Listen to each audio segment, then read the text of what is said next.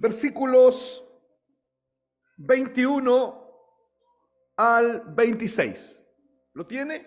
Yo le invito a no estar distraído, le invito a poner atención a la palabra del Señor, a que si venimos aquí, aprovechemos el tiempo al máximo, ¿ya? Y que esté muy, muy compenetrado con lo que el Señor nos va a hablar, a que tome nota también de lo que vamos a estar conversando. Leo, dice, pero ahora, aparte de la ley, se ha manifestado la justicia de Dios, testificada por la ley y por los profetas. La justicia de Dios por medio de la fe en Jesucristo para todos los que creen en Él. Porque no hay diferencia, por cuanto todos pecaron y están destituidos de la gloria de Dios, siendo justificados gratuitamente por su gracia, mediante la redención que es en Cristo Jesús, a quien Dios puso como propiciación por medio de la fe en su sangre, para manifestar su justicia a causa de haber pasado por alto en su paciencia los pecados pasados, con la mira de manifestar en este tiempo su justicia, a fin de que Él sea el justo y el que justifica al que es de la fe de Jesús. Amén. Bien, permítanme hacer una pequeña introducción. Estamos en el mes de octubre. El mes de octubre, en el contexto del mundo cristiano, es el mes que el cristianismo a nivel mundial conmemora la reforma protestante del siglo XVI. Hermanos y hermanas, este mes y este año se cumplen 505 años de la reforma protestante. Reforma protestante que partió el día 17 de octubre del año 1517, perdón, 31 de octubre del año 1517, cuando Martín Lutero clavó 95 tesis en la Catedral de Wittenberg, Alemania. Y clavó estas 95 tesis que eran de alguna forma una contrarrespuesta al planteamiento de la Iglesia Católica de la salvación por obras y de las indulgencias y de la infalibilidad del Papa. 95 tesis o 95 argumentos que Martín Lutero clavó ahí, las puso en la puerta porque era una costumbre que se realizaba en la época. Se pusieron estas 95 tesis en la puerta de la catedral y eso fue un cisma social, religioso y teológico. Porque Martín Lutero, guiado por Dios, guiado por el Espíritu Santo, se levantó contra la iglesia imperante. ¿Cuál era la iglesia imperante? La Iglesia Católica Apostólica Romana, que sentaba su base sobre la idolatría y sobre una sinergia esta sinergia estaba compuesta de tres elementos. Y hasta el día de hoy es así. La Iglesia Católica cree en la gracia del Señor, en una fe que el hombre tiene donde actúa la gracia, más las obras que el hombre realiza. Esas tres cosas para ellos son la razón o son la base de la salvación. En otras palabras, un católico apostólico romano cree en la salvación por gracia, por fe, más las obras del hombre. ¿De acuerdo? Y Martín Lutero viene y clava 95 tesis en la Catedral de Wittenberg y deja claro, usando una bandera de estandarte, usando un texto bíblico de estandarte. Romanos 1, 16, 17, particularmente la parte donde dice, mas el justo por la fe vivirá. ¿De acuerdo? Y han pasado 505 años donde pareciera que hoy día es necesaria otra reforma, donde pareciera que hoy día es necesario que los predicadores vuelvan a predicar no lo que se predicaba en la reforma, sino lo que se ha predicado siempre allá en las páginas del Nuevo Testamento, el Evangelio de Cristo, el Evangelio de la gracia, y este Evangelio que predica una salvación establecida sobre la sola fide o la sola fe. Uno de los legados de la reforma, hermanos, la reforma tiene varios legados, pero uno de los legados de la reforma está sustentado sobre 5 conceptos. Los reformadores entendieron por la revelación del Espíritu Santo que la salvación estaba sustentada sobre 5 elementos. ¿Cuáles eran esos elementos? La salvación es solo por gracia, la sola gratia. Por la sola fe, la sola fide. Solo Christus, solamente por Cristo. Sola escritura, solamente la escritura, y nada que esté fuera de la escritura sirve para la salvación. Y solo Deus, o solo soli Deo glori, solo a Dios la gloria. Estas 5 solas son las que salieron de la Reforma y que es necesario que nosotros como iglesia y como creyentes tengamos claro permanentemente. Hoy día yo quiero hablar de la justificación por fe. Para los que toman nota, anoten ahí como título, justificados por la fe. De eso vamos a estar conversando algunas cosas. Como lo he dicho otras veces, la doctrina de la justificación por fe es una doctrina altamente poderosa, altamente nutritiva, y no se puede tratar en una hora. Se necesita mucho tiempo. Entonces lo que vamos a hacer es ver algunas cosas que son sumamente importantes. Quiero recordar lo que dice Romanos 1:17. Porque en el Evangelio la justicia de Dios se revela por fe y para fe. Como está escrito, más el justo por la fe vivirá. Esta doctrina, la doctrina de la sola fide o la doctrina de la sola fe en español, la sola fe, solamente por fe, es tan importante y es de tanta sustancia teológica como la doctrina de la sola escritura. La doctrina de la sola fe es una enseñanza acerca de la salvación. Escuche, cuando hablamos de la sola fe, estamos hablando de una enseñanza que nos habla acerca de la salvación solamente por fe, sin nada más. Y es en esa salvación que nosotros como discípulos de Cristo creemos. Nosotros no creemos en una salvación por méritos. No creemos que el hombre puede tener méritos delante de Dios o que el hombre puede hacer esfuerzo alguno delante de Dios. Nosotros no creemos que el hombre puede hacer sacrificios para Dios que a Dios le agraden de alguna manera. Nosotros no creemos que las obras que el hombre haga, por muy buenas que a él le parezcan, pueda lograr satisfacer las altas demandas de justicia de Dios. Nosotros creemos en la salvación por la fe solamente. Y esta salvación, esta doctrina de la sola fide o de la sola fe, hermanos, formó parte central o formó parte del corazón de la Reforma. La Reforma surgió producto de esto, de que Martín Lutero, y quiero hablar un poquito hoy día de Martín Lutero, entendió por revelación del Evangelio la supremacía de la fe. Entendió que nadie podía ser salvo si no era solamente por la fe. Y hoy día, y ustedes me han oído decir esto más de alguna vez, la iglesia tradicional, gran parte de la iglesia tradicional está apostatada en cuanto a esto que estoy diciendo. Mucha iglesia tradicional, lo que conocemos por iglesia, lo que tiene nombre de iglesia, sobre todo en nuestra América Latina, cree y argumenta y predica que sí, Cristo murió en la cruz, es verdad, dicen ellos. Sí, Cristo resucitó, es verdad. Pero el hombre puede hacer algunas cosas para Dios. El hombre puede ayudar a Dios. El hombre puede sacrificarse para Dios. El hombre puede agradar a Dios. El hombre puede y el hombre puede. Mucha iglesia tradicional cree lo mismo que el catolicismo apostólico romano. Esta sinergia entre la gracia, la fe y el aporte humano.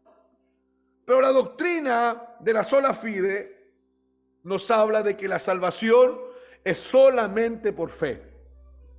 Hermanos, me están escuchando, ¿cierto? Es una doctrina fácil de comprender en la palabra, porque está llena de textos bíblicos donde claramente se expresa que la salvación es por fe y no por obras.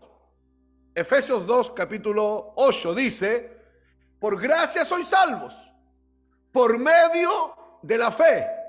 Y esto la fe, no de vosotros, pues es don de Dios.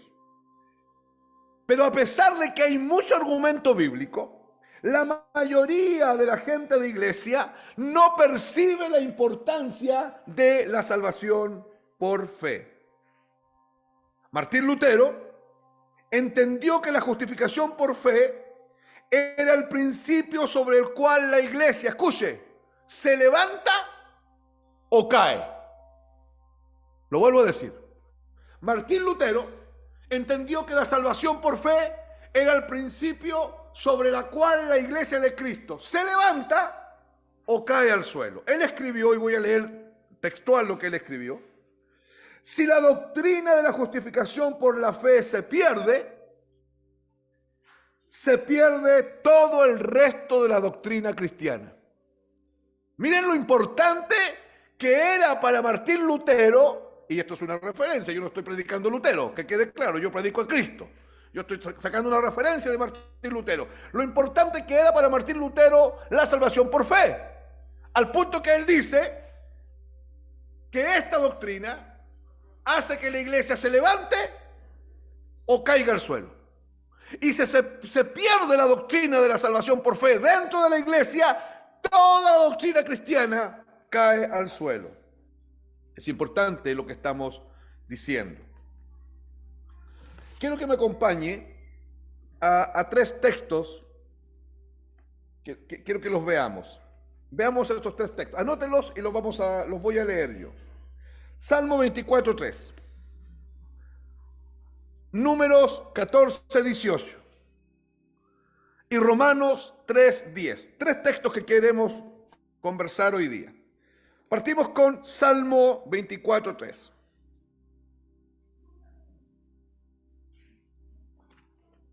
Dice el texto, Salmo 24, verso 3, dice: ¿quién, pregunta el salmista, quién subirá al monte de Jehová? ¿Y quién estará en su lugar santo? Vuelvo a repetir las preguntas del salmista. ¿Quién subirá al monte de Jehová? ¿Y quién estará en su lugar santo? Ahora acompáñenme a Números 14:18.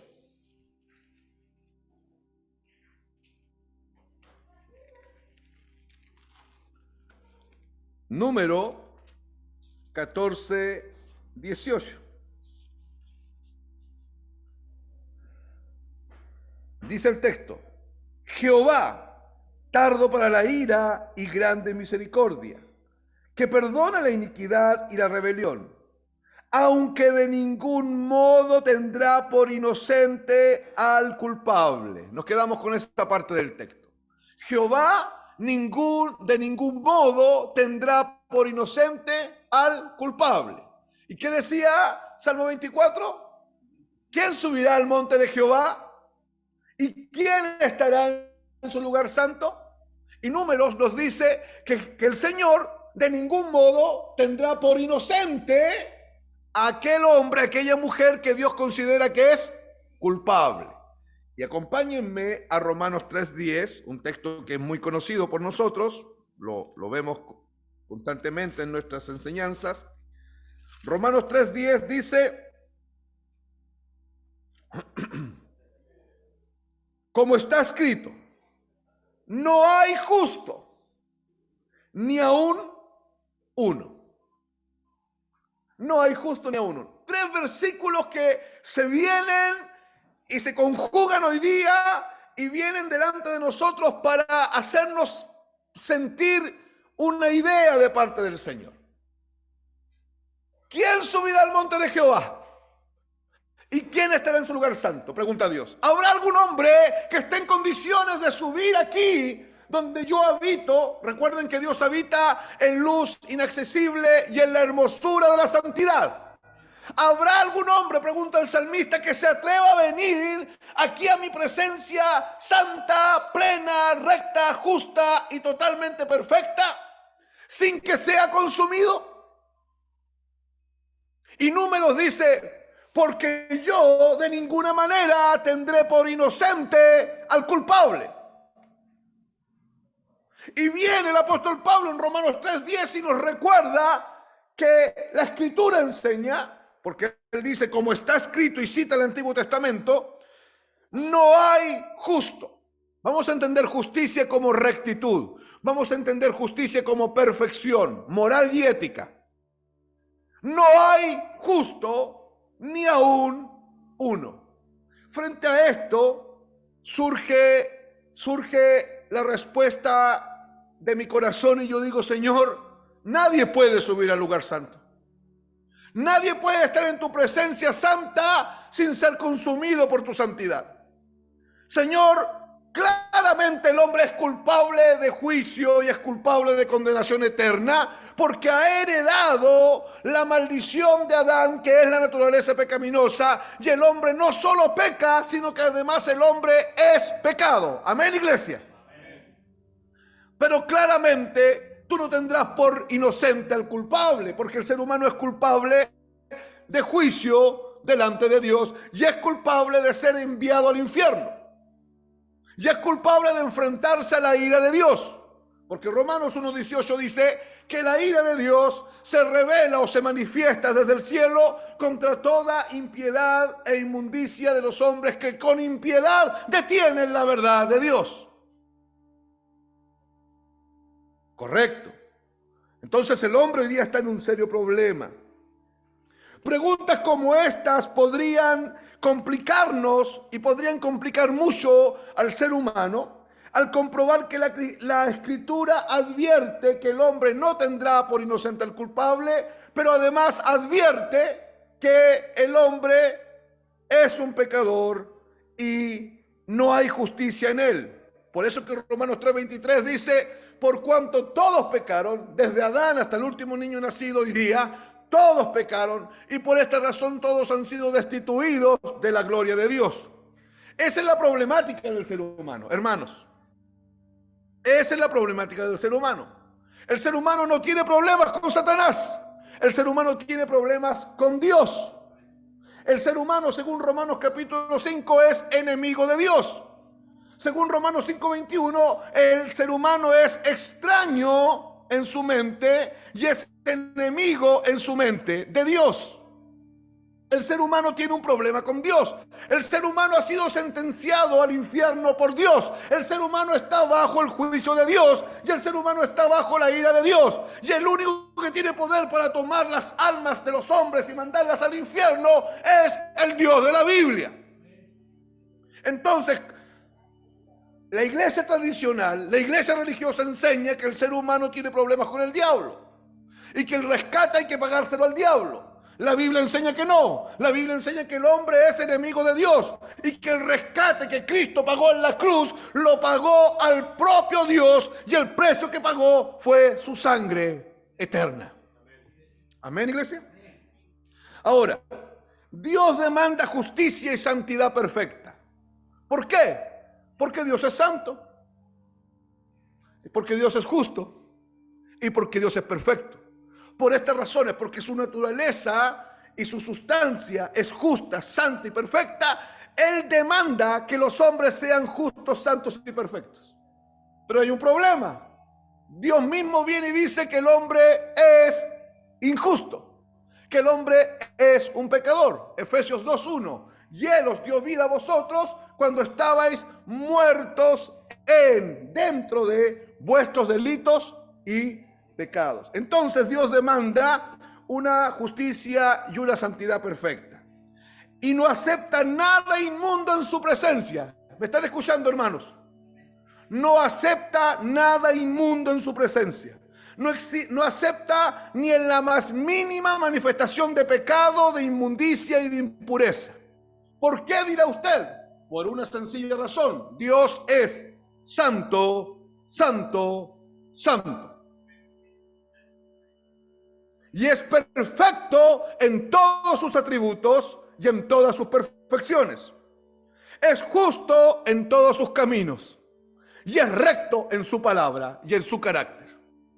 Entonces Él no acepta ni pecado, ni inmundicia, ni impiedad de ningún ser humano. Muchos han tratado entonces de responder una pregunta. Si Dios es justo y santo y el hombre es pecador, ¿cómo podríamos entonces ser considerados justos delante de Él? ¿Me está escuchando? Porque Dios es justo. Y el mismo Dios justo dice que el hombre es injusto. Dios es santo. Y el mismo Dios santo viene y dice que el hombre es un pecador. Pero el mismo Dios que es justo y santo y que dice que el hombre es pecador y es inmundo y es imperfecto, demanda, escuche, Dios demanda que aquel que va a estar en su presencia sea santo, justo como Él. Por eso dice la Biblia, sed santos porque yo soy santo. Pero el hombre no puede responder a esa demanda. ¿Y qué es lo que cree el legalismo? El legalismo cree el legalismo humanista metido en los púlpitos hoy día. El legalismo sofista metido en los púlpitos hoy día. Le ha enseñado a la gente el pensamiento de Tomás de Aquino, que el hombre sí puede agradar a Dios con méritos, con obras, con planteamientos, con argumentos, con todo lo que el hombre hace. Pero yo quiero decir enfáticamente, eso es una mentira, ese es un engendro del infierno. Ningún hombre puede cumplir con las altas demandas de justicia de Dios. ¿Por qué? Porque Dios es santo y el hombre es un pecador. Dios es justo y el hombre es injusto. Dios es perfecto y el hombre es totalmente imperfecto. Esa es la realidad y es importante no olvidarnos de esto. Porque muchos se han olvidado de esto y por eso es que hoy día la iglesia de Cristo es un circo. La que tiene nombre de iglesia hoy día es un circo. Los predicadores no están predicando la salvación por fe porque los púlpitos están permeados por el humanismo y por el pensamiento aristotélico de que hay algo bueno en el hombre y el pensamiento de Tomás de Aquino de que el hombre puede con sus propias fuerzas y por medio de la gnosis, del conocimiento, llegar a Dios. Esto es imposible. Romanos 3, verso 11 dice, no hay quien busca a Dios, no hay ni siquiera uno. Amén, iglesia. Yo quiero contarle algo, escuche. Durante la Edad Media aparecieron varios teólogos y estos teólogos reconocieron que era imposible alcanzar el estándar que Dios pedía. ¿Cuál era el estándar que Dios pedía? Pedía de nosotros perfección, santidad y justicia. Y los teólogos, escudriñando la Escritura y viendo la realidad del ser humano, dijeron, es imposible cumplir con esto, a menos que la gracia de Dios intervenga de alguna manera. ¿Ya? Y en medio de ellos apareció un hombre llamado Gabriel Biel. Gabriel Biel. Año 1410 al año 1495. Ahí vivió ese hombre, vivió 85 años. Y Gabriel Biel, él acuñó un pensamiento. Este es el pensamiento. Dios no niega gracia. Miren el pensamiento que él acuñó. O sea, los teólogos coincidieron en algo. Dios es santo, el hombre es pecador. Dios demanda justicia, el hombre no puede cumplir con eso. Hasta ahí vamos bien. Pero aparece este hombre llamado Gabriel Biel en la Edad Medieval y dice y acuña este concepto, y ese concepto, hermanos, ha estado gobernando los patrones de la iglesia durante años, siglos, y hoy día ese concepto sigue vivo. Y la función de los que predicamos el evangelio de la cruz, el evangelio de la gracia, es derribar ese concepto. ¿Cuál es el concepto? Mire, escuchen. Dios no niega gracia, dijo Gabriel Biel. No niega gracia a quienes hacen lo mejor de sí. ¿Entendió? A quienes hacen su mejor esfuerzo. Gabriel Biel dijo, sí, hay un problema. Dios es santo y el hombre es pecador. Y Dios pide santidad y justicia y perfección y el hombre no la puede dar. Pero Dios no va a negar gracia a quienes hacen su mejor esfuerzo, a quienes hacen o dan lo mejor de sí. Y ahí se echó a perder todo el asunto. ¿Qué empezó a hacer la gente?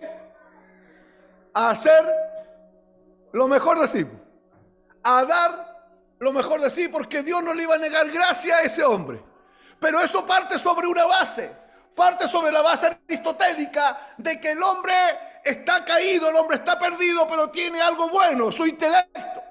Bíblicamente el hombre está completamente muerto, en griego thanatos. ¿Qué significa muerte?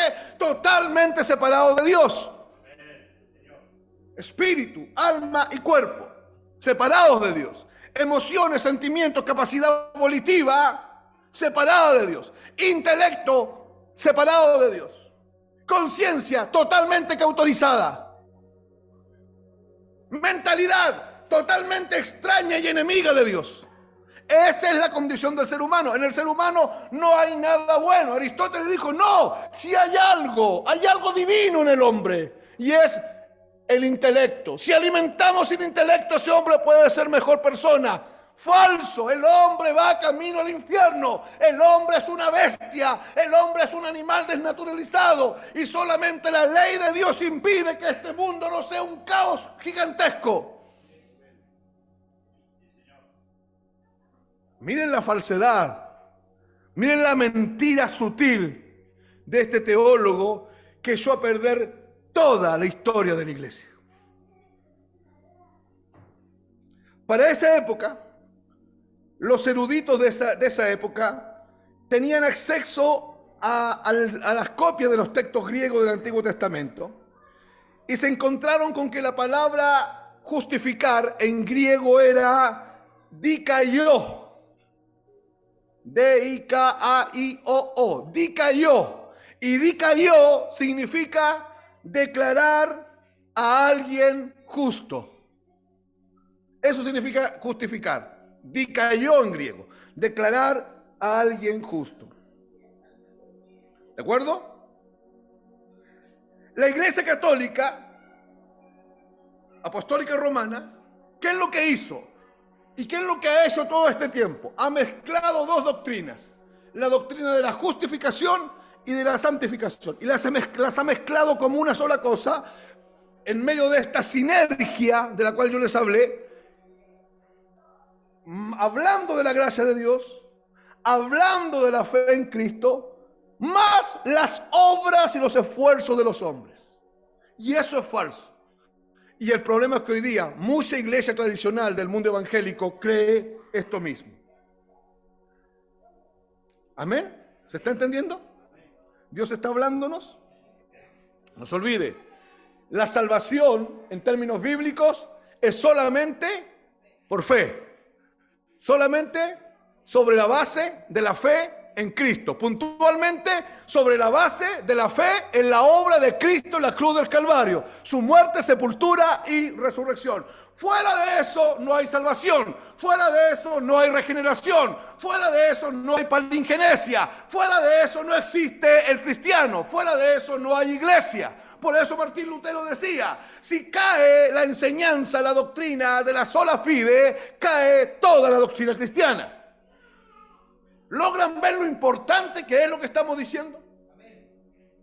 Creer que una persona puede pasar de tinieblas a luz solamente por la fe, sin acción humana, sin mérito humano, sin colaboración del hombre. Ahora, ¿qué fue lo que empezó a entender Martín Lutero? Hermanos, déjenme mencionarles algo cortito de Martín Lutero. Martín Lutero era un monje agustino. Y era profundamente religioso. Y él tenía una lucha tremenda con el pecado, pero con una idea. Él tenía una lucha que era la que lo gobernaba. Que él no podía justificarse delante de Dios. Que él no tenía cómo justificarse delante de Dios. De hecho, cuentan las biografías de Lutero, cuentan las crónicas de Lutero, cuentan que él se confesaba al día, hermano, escuche, al día, entre 2 y 3 horas. Y se paraba del altar y se iba. Y cuando iba y tenía un mal pensamiento, Lutero volvía a confesarse. Constantemente golpeaba su cuerpo para contener la problemática de la naturaleza pecaminosa, esos deseos, esos instintos pasionales que estaban dentro de él y que él no lograba contener. Y vivía luchando con la idea de que él no se podía justificar delante de Dios. Y aunque era profundamente religioso y muy conocedor de la Escritura, la ley de Dios venía y lo aplastaba. Y él no sabía qué era eso, a qué se estaba enfrentando.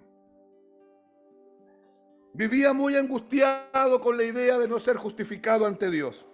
Y a pesar de todos sus esfuerzos por observar los mandamientos de la ley de Dios lo mejor posible, vivía en una constante sensación de condenación y de no poder agradar a Dios. ¿No es lo mismo que nos pasaba a nosotros? Y es lo mismo que le pasa a la gente que lleva años profesando una religión que ellos saben que interiormente no hay descanso. Porque lo único que da descanso es la salvación por fe, sobre la base de la gracia, sobre la base de la muerte de Cristo y la resurrección de Cristo.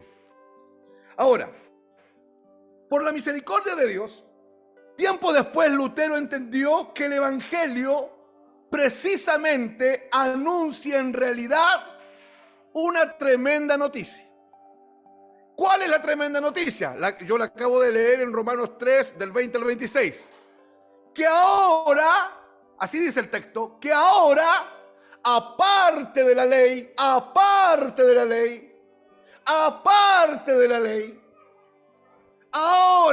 aparte de la ley, la justicia perfecta que Dios demanda es imputada en el hombre y en la mujer que cree en la muerte de Cristo por medio de la fe, en virtud de la obra de Jesucristo. Martín Lutero entendió esto.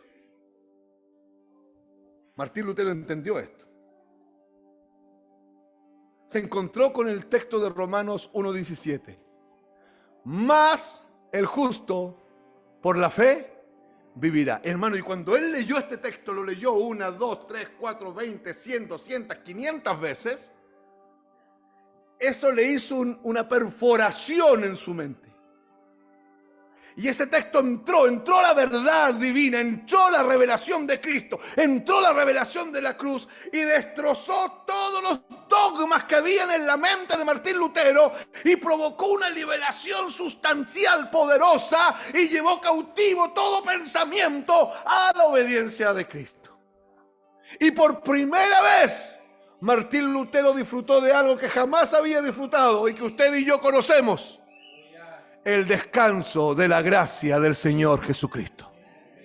El descanso, el reposo que Dios da, el descanso, la libertad completa, la liberación en nuestras conciencias. Experimentó el poder de ser libre de la condenación eterna y libre de la ley de Dios, libre del juicio eterno, libre de las garras del diablo. Por haber creído en la muerte y en la resurrección de Cristo solamente por la fe. Miren lo que escribió Martín Lutero. Yo recabé parte de su escrito. Escuchen. Cuando descubrí, así escribió él, la distinción apropiada, esto es, que la ley es una cosa y el evangelio de la gracia otra, me abrí paso y fui completamente liberado. No es justo aquel que obra mucho para Dios, sino aquel que sin las obras cree en Cristo que murió en la cruz. La ley dice, haz esto, y nunca se hace, porque es imposible cumplir la ley de Dios. La gracia dice, cree en el que murió en la cruz, y todas las cosas ya están hechas por el que murió en la cruz. Esto lo escribió él. quiero leer otra cosa que él escribió. Escuche, por favor. Cuando él empezó a entender la justificación por fe. Finalmente, dice Martín Lutero, meditando día y noche por la misericordia de Dios, meditando en su cruz y meditando en su evangelio, yo comencé a entender por la revelación de Cristo que la justicia de Dios es aquella a través de la cual el pecador recibe la justicia de Cristo y vive como un regalo de Dios en un descanso permanente. Por fe. Con esto yo me sentí como si yo hubiese nacido de nuevo. Por completo. Y que hubiese entrado al paraíso a través de las puertas que habían sido abiertas ampliamente. Aunque nunca vi el paraíso, la fe me decía, están abiertas para ti. ¿Está entendiendo? Esa es la salvación por fe. La salvación por fe no descansa en lo que usted y yo hacemos. La salvación por fe descansa en la obra de Cristo en la cruz del Calvario. La enseñanza bíblica es la siguiente. Dice la Biblia que el Evangelio, hermanos, que en el Evangelio, acuérdense que la preposición en la tenemos que entender como dentro de. Cuando la Biblia dice en el Evangelio, lo que está diciendo es que dentro del Evangelio la justicia de Dios se revela o se manifiesta por fe y para fe. Como está escrito, mas el justo por la fe vivirá. Entonces yo quiero hablarle de dos evangelios. Míreme por favor. Este es uno y este es otro. Y esto que tengo aquí es el evangelio. Según la Biblia, existe el falso evangelio y el verdadero evangelio. Si usted mira bien, exteriormente los dos se parecen mucho. Hablan de Cristo, hablan de la Biblia, se basan sobre textos bíblicos, hablan de cruz inclusive. Hablan de una que otra doctrina, mencionan a algunos hombres de la Biblia y se parecen externamente. Pero Romanos 1, 16 y 17 dice que en el Evangelio, en el verdadero Evangelio, la justicia de Dios se revela. O sea, el verdadero Evangelio, cuando se abre en el corazón de alguien, manifiesta algo, porque el Evangelio trae dentro la justicia de Dios. Y cuando el verdadero Evangelio viene a tu corazón y se abre, escucha, cuando el Evangelio viene, el supuesto Evangelio que te están predicando viene a tu vida y se abre en tu corazón y no aparece la justicia de Dios, entonces ese Evangelio es falso. Pero hermano, el que predicó, el pastor que predica tiene Biblia, usa la Biblia y estudió teología. Si no revela la justicia de Dios, ese Evangelio es falso y el predicador es un falso profeta de Dios. Pero si el Evangelio que usted oye, cuando se abre dentro de ti, revela esto, ¿qué es lo que era esto? La justicia de Dios. Revela la justicia de Dios, ese Evangelio es el que va a cambiar tu vida para siempre. ¿Por qué? ¿Qué es la justicia de Dios? La justicia de Dios es uno de los atributos de Dios. Es una de las perfecciones de Dios. Y la justicia de Dios se manifiesta de dos formas, tiene dos expresiones. La justicia de Dios como juicio de Dios y la justicia de Dios como justicia imputada o como justicia acreditada. La justicia de Dios como juicio de Dios viene sobre el hombre, viene sobre el pecador. La justicia de Dios como juicio de Dios está inherentemente ligada a otra perfección de Dios, que es la ira de Dios. ¿Y qué es la ira de Dios? Si la podemos definir de alguna manera. Es la reacción santa y espontánea de un Dios santo, perfecto y justo en su naturaleza frente a toda manifestación de pecado y frente a la más mínima manifestación de impiedad. Donde hay pecado, donde hay impureza, la ira de un Dios santo viene y cae y aplasta al pecado. Entonces, cuando decimos que la justicia de Dios se revela como juicio de Dios, estamos diciendo que el hombre, por ser pecador, está bajo el juicio de Dios y tendrá que enfrentar la ira de Dios. Porque el hombre no puede cumplir con las altas demandas de la exigencia de la ley de Dios. Queridos amigos y hermanos, la ley de Dios no salva. La Biblia lo dice. Si usted quiere lo leo. Voy a leer el versículo 20 de Romanos 3:20. Ya que por las obras de la ley ningún ser humano será justificado delante de él. Porque por medio de la ley es el conocimiento del pecado. ¿Por qué llegó la ley a mi vida? ¿Por qué la ley de Dios viene sobre nosotros? Para que usted y yo nos demos cuenta, seamos conscientes de nuestra alta pecaminosidad, de que somos totalmente pecadores y que jamás podremos agradar al Dios Santo. La ley no salva. Tratar de cumplir la ley es una necedad, porque la ley fue dada para revelar el carácter santo, para revelar el carácter justo, para revelar la naturaleza perfecta de un Dios santo. Y para revelar la pecaminosidad en la cual el ser humano se encuentra preso, encarcelado, tras barrotes eternos. Y esa cárcel no puede ser liberada por los dogmas. La cárcel en la que el hombre se encuentra no puede ser liberada por las buenas obras. La puerta de la cárcel en la que el ser humano se encuentra no puede ser liberado por alguna institución. La llave, amado hermano, escúchame bien, la llave de la liberación está en la cruz ensangrentada de Cristo. Porque es en la cruz del Calvario donde toda la justicia de Dios brilló más fuerte que el sol mismo. Porque la otra expresión de la justicia de Dios es la justicia imputada de Cristo. ¿Y a qué se refiere eso? Se refiere a que no había ningún ser que pudiese honrar a Dios. Ningún hombre en esta tierra podía satisfacer las altas demandas de Dios. Y Dios exigía que el alma que pecare tenía que morir. Alguien tiene que morir. Entonces fue el propio Dios que arregló el asunto.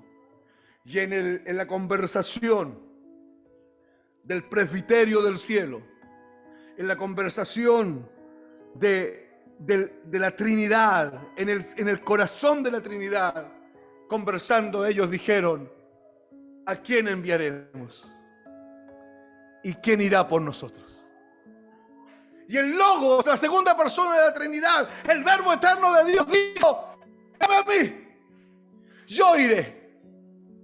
Y dice la Biblia que el Logos se hizo carne.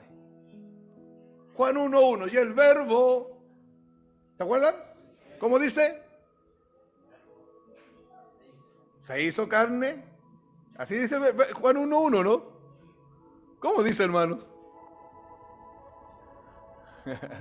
En principio era el Verbo, y el Verbo era con Dios, y el Verbo era Dios. Versículo Juan 1:14 dice que ese Verbo se hizo carne y habitó entre nosotros, tabernaculizó entre nosotros, hizo su morada entre nosotros, y vimos su gloria, gloria como del unigénito del Padre, lleno de gracia y de verdad.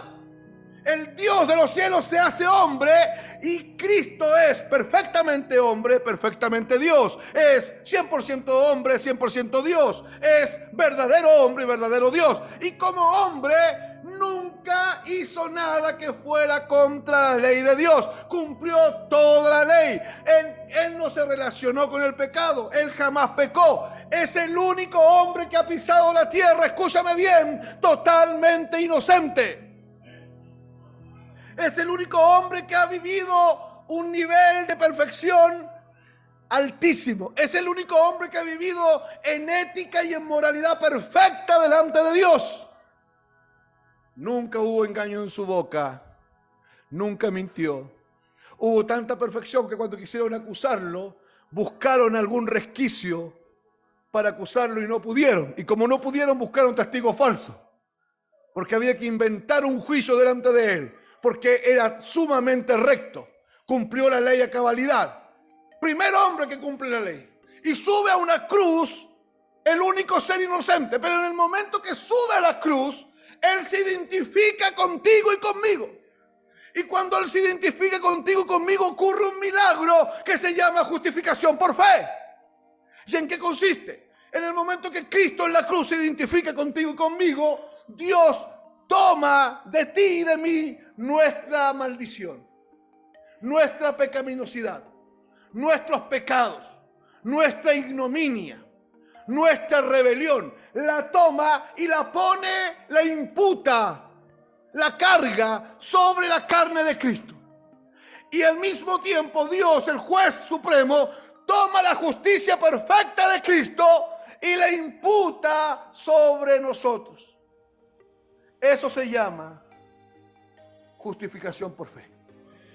Y un día tú y yo estamos ahí muertos en nuestros delitos y pecados y Dios manda a un hombre, manda a una mujer a predicarnos el evangelio. Nuestros ojos del entendimiento son abiertos, la revelación entra, el evangelio entra y el evangelio se abre en nuestro corazón y aparece la justicia de Dios. Y nos damos cuenta que estamos bajo el juicio de Dios, bajo la ira de Dios, pero al mismo tiempo entendemos por revelación que Cristo murió una muerte vicaria en la cruz para justificarnos delante de su Padre. Y tú y yo se nos produce aquí adentro un deseo de ir a la luz, pero el hombre no puede ir a la luz por sí solo. Entonces la gracia soberana de Dios viene y despliega sus alas sobre ti y derrama gracia abundante y provee recursos de la Basileia del reino de Dios. Recursos como libertad para poder creer y recibir. Recursos como arrepentimiento y el don de la fe. Por gracia son salvos, no por obras, para que nadie se gloríe, sino que por gracia, por medio de la fe. Y esto no de vosotros, pues es un don de Dios. La enseñanza bíblica que necesitamos entender es que Dios justifica al impío solo por medio de la fe y solo por la fe en Cristo. En nada más.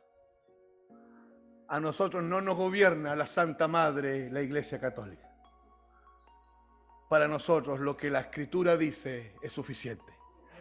La última y máxima autoridad de nuestra vida es la palabra de Dios. Sola gratia, sola fide, solo Deus, solo Christus y sola Escritura. La justificación es un acto libre de la gracia de Dios hacia los pecadores, en la cual Él perdona los pecados. Él acepta a esas personas que están pidiendo perdón por medio de la fe. Y de ahí en adelante las declara justas y las hace justas delante de Él. No por alguna cosa que estas personas hayan hecho, sino solamente por la perfecta obediencia de Cristo y la plena satisfacción de Cristo en la cruz, que Dios les imputa a estas personas la justicia de Cristo en ellos por medio de la fe. Por lo tanto, Cristo en la cruz fue tratado como los pecadores tenían que ser tratados por el Dios justo. Y usted que creyó es tratado como el Padre trata al Hijo en quien tiene complacencia. Hermano, ¿me está escuchando? Usted es tratado por Dios con un amor inigualable. Porque cuando Dios lo ve a usted, ya no lo ve a usted. Ve a Cristo. Por eso Pablo dice en otra carta, de Cristo estáis revestidos. Cuando ese revestimiento de Cristo está hablando de la imputación del carácter justo, santo y perfecto de Cristo. La imputación de justicia. ¿Cómo puede entonces el impío, el pecador, ser considerado justo delante de Dios?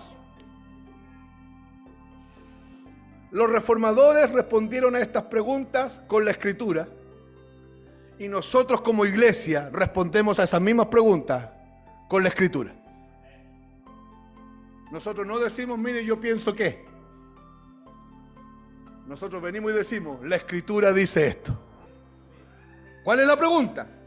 ¿Cómo puede el impío, el pecador, ser considerado justo delante de Dios?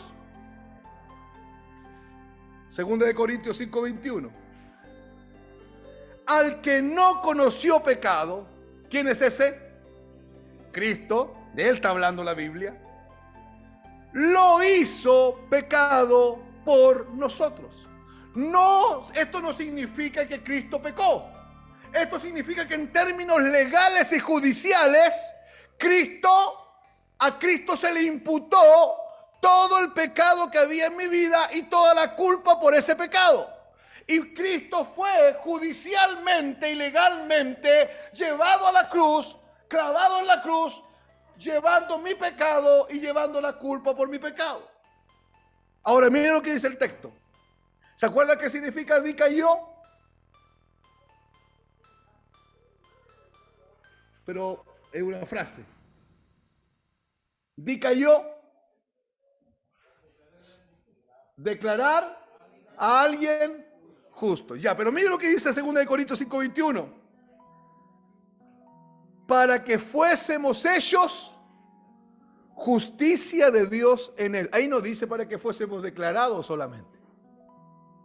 Para que fuésemos hechos. Entonces la justificación es tan gloriosa que no solamente me declara justo delante de un Dios justo, sino que me declara justo y, hermano, escuche, porque esto Satanás lo sabe. Por eso que Satanás no tiene legalidad sobre la iglesia de Cristo. No sé si saben que esta señora de la televisión centroamericana, la doctora Polo,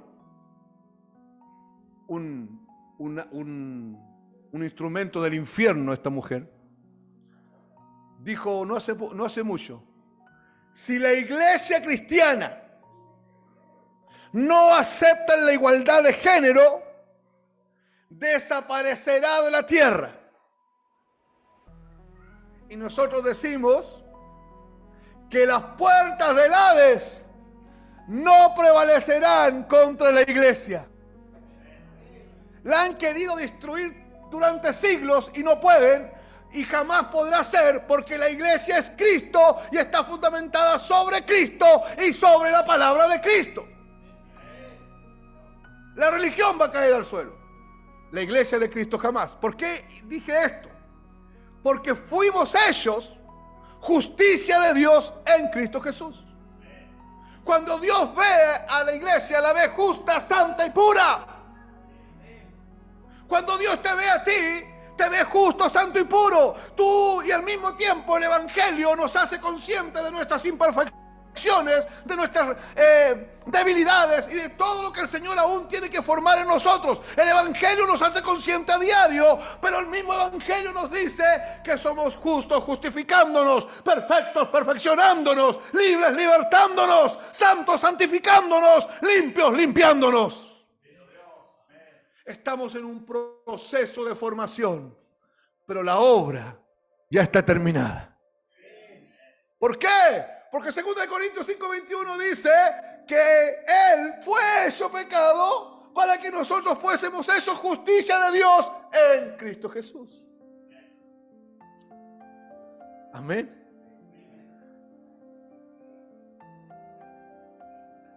Hermano, por eso es que vivimos en paz.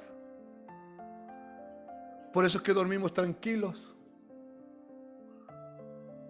Por eso es que usted dobla sus rodillas sin intervención de cura, de monja, de papa, de cardenales, de monseñores, de pastores, de evangelistas, de archievangelistas, de mega apóstoles y de cuánta cuestión se le ha ocurrido a la iglesia religiosa. Usted dobla sus rodillas en silencio, se quebranta delante del Señor y le dice: Señor, perdóname. Y el Señor te dice: te perdoné en la cruz. Ve en paz y no peques más. Sigue caminando detrás de mí. Por eso es que el cristiano puede vivir en pleno descanso. Por eso es que el cristiano es libre de todo poder. Por eso es que si el infierno planea destruirte, no podrá hacerlo. ¿Por qué? Porque Cristo murió en la cruz del Calvario, una muerte vicaria, una muerte sustituta. Y con esa muerte sustituta logró la justificación por fe. Y cuando nos llama, el Evangelio es el que provee el recurso de la fe, para que usted pueda creer en la obra de Cristo. ¿Cuál es la pregunta? ¿Cómo puede el impío ser considerado justo delante de Dios? Respondimos con 2 Corintios 5:21. Respondemos también con Romanos 3:28, donde dice: porque concluimos. Mire lo que dice Pablo. Porque concluimos, al final del capítulo 3. Acuérdense que capítulo 3, donde dice: no hay justo ni aun uno, no hay quien entienda, todos se desviaron, todos se hicieron inútiles, no hay nadie bueno, no hay quien busque a Dios, sepulcro abierto su garganta, veneno de serpiente hay en sus labios, sus pies se apresuran para derramar sangre, no hay camino de amor en ellos, no hay temor de Dios, son todos homicidas. Eso es lo que dice Romanos 3, ¿cierto? Después Romanos 3, lapidario, dice: por cuanto todos pecaron. Romanos dice: hemos acusado a judíos y a gentiles y todos están bajo el juicio de Dios. Para que toda boca se calle y entiendan, todos están bajo el juicio de Dios. Romanos 3:23, por cuanto todos pecaron y todos están destituidos de la gloria de Dios. Es terrible Romanos 3. Pero mire la conclusión de Romanos 3. Romanos 3:28. Porque concluimos que el hombre es justificado por la fe, aparte de la ley. Y yo digo, como dice Ronnie: gracias, Señor. Porque yo la ley, yo voy a hablar por mí, no por ustedes. Yo no la puedo cumplir. Yo traté, pero no pude. Y llegó la fe. La fe, la riqueza del reino de Dios. La fe es el don de Dios que trae toda la riqueza del reino de Dios y la mete dentro del corazón del que está muerto en su delito y pecado, y produce ahí una sinergia poderosa y lo levanta de entre los muertos y lo trae a la vida. Cuando Juan dice no hay nada imposible para Dios, no está pensando en la universidad que tienes que pagar. No está pensando en la casita nueva que quieres, ni en el auto que quieres cambiar. Cuando la Biblia dice no hay nada imposible para Dios, está pensando en que es imposible que el muerto venga a la vida. Y Dios es el único que por medio de la muerte de Cristo hace que los muertos resuciten. Amén, iglesia. Para los reformadores y para nosotros también, la justificación no consistía en un proceso en el que Dios nos hace justos de a poquito, sino que es un acto soberano de su gracia, donde Dios nos declara justos y nos constituye justos en virtud de la justicia de Dios imputada en nosotros, de la justicia de Cristo imputada en nosotros por medio de la instrumentalidad de la fe, sobre la base, sobre el fundamento de la muerte de Cristo en la cruz del Calvario. Amén. La buena noticia del Evangelio no se limita a que la muerte de Jesucristo en la cruz cargó con nuestro pecado, sino que va más allá. La muerte de Cristo en la cruz nos declara para siempre no culpables. Hermanos, ¿pueden usar su imaginación un poquitito? Yo les voy a ayudar a que pintemos un cuadro. Pintemos un cuadro juntos. La parte superior del cuadro. La parte superior del cuadro. De la mitad para arriba del cuadro. Una luz enceguecedora. Una luz que es tan poderosa que usted sabe que no es una luz de este mundo. Una luz y un blanco más blanco que el de las montañas. Un blanco casi azul. ¿Me entiende la expresión? Un blanco casi azul. Una luz inaccesible que manifiesta una santidad que usted ni siquiera puede voltearse a ver. Usted tiene que esconder los ojos de esa luz. Un blanco de una pureza y de una perfección total.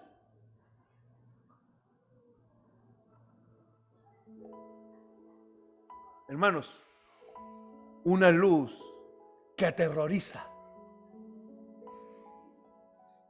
Es tan fuerte la luz de esa parte superior del cuadro que aterroriza a toda la humanidad.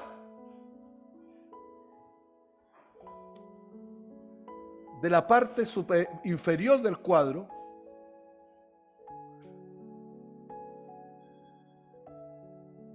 un color negro marrón.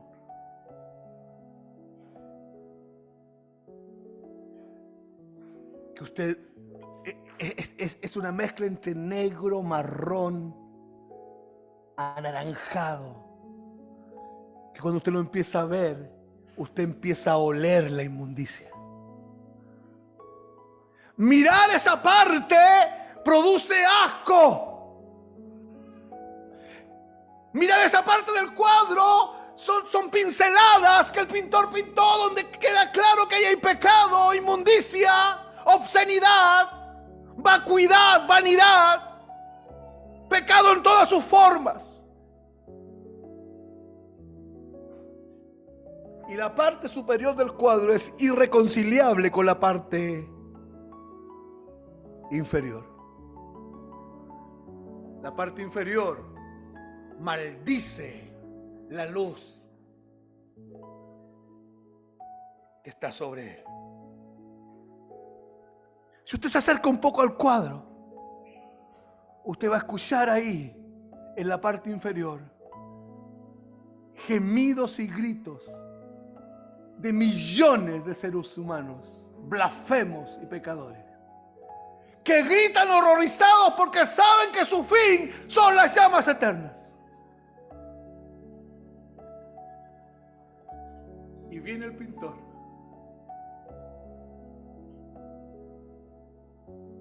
y él dice: la parte superior es el cielo, donde habita el Dios santo, perfecto, justo y recto.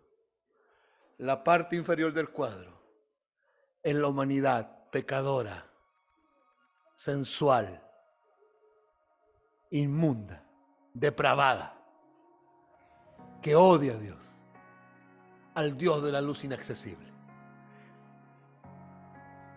¿Y sabe lo que hace el pintor? Busca entre los rojos el más rojo carmesí que pueda haber. Y hace un trazo vertical. Y hace un trazo horizontal. Y entre el cielo y la tierra pone una cruz colgando, teñida de rojo carmesí.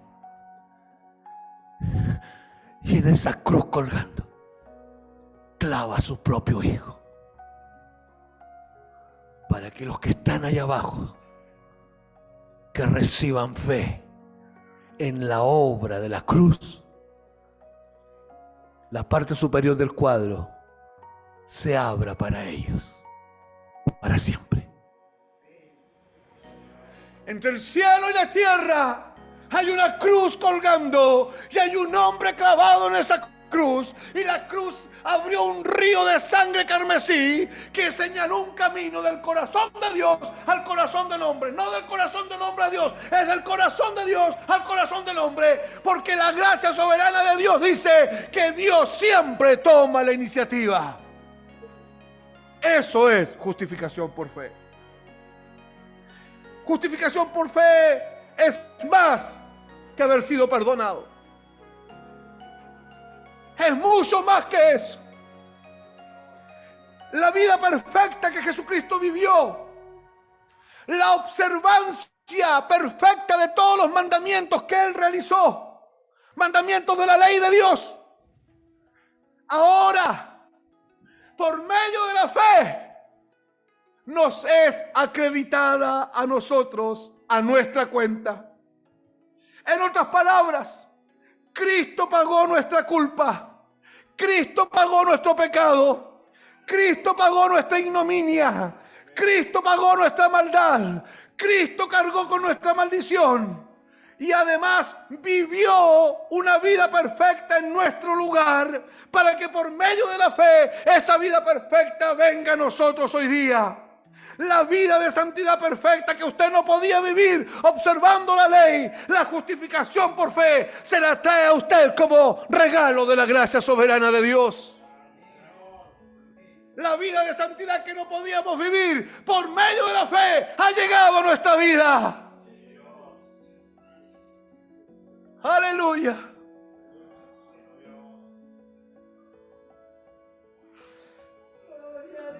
Aleluya. Cuando usted entiende la justificación por fe, aunque hayan 10.000 dedos acusándolo, y probablemente los 10.000 dedos tienen razón, pero cuando usted ha recibido la justificación por fe, usted levanta su cabeza y mira al cielo, porque la redención está cerca. Y usted sabe que ha sido declarado justo por Dios y ha sido hecho justo por Dios. La justicia activa de Cristo es imputada a nosotros como si hubiésemos cumplido toda la ley desde nuestro nacimiento hasta el día de nuestra muerte. Pero eso es solo por medio de la fe. Termino con esta idea. En la cruz del Calvario fuimos redimidos. Y según la Escritura, la redención trata con mis pecados presentes y con mis pecados pasados. Cuando alguien es arrastrado de las tinieblas a la luz por medio del Evangelio de Cristo, por medio del Evangelio de la gracia, la Biblia dice que es redimido, apulotrosis. Se paga un rescate, se paga un precio y te compran. Y ya no eres más de Satanás, ya no estás más en tinieblas y ya no estás más bajo la ira de Dios. Ahora eres hijo de Dios, ahora eres de Él y le perteneces a Él. Aunque tú te miras imperfecto, Él te ve revestido de Cristo. Amén.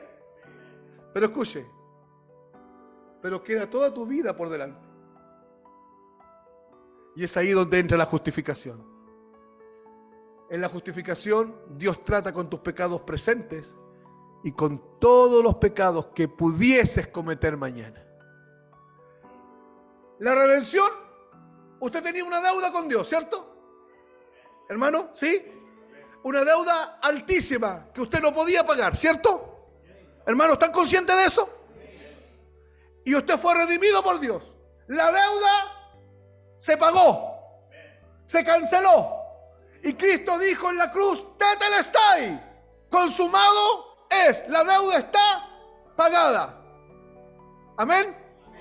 ¿Hay deuda ahora? Pero tampoco hay plata. Quedó la cuenta en cero, no hay deuda, pero no tiene ni un 5. ¿Y sabe lo que es la justificación?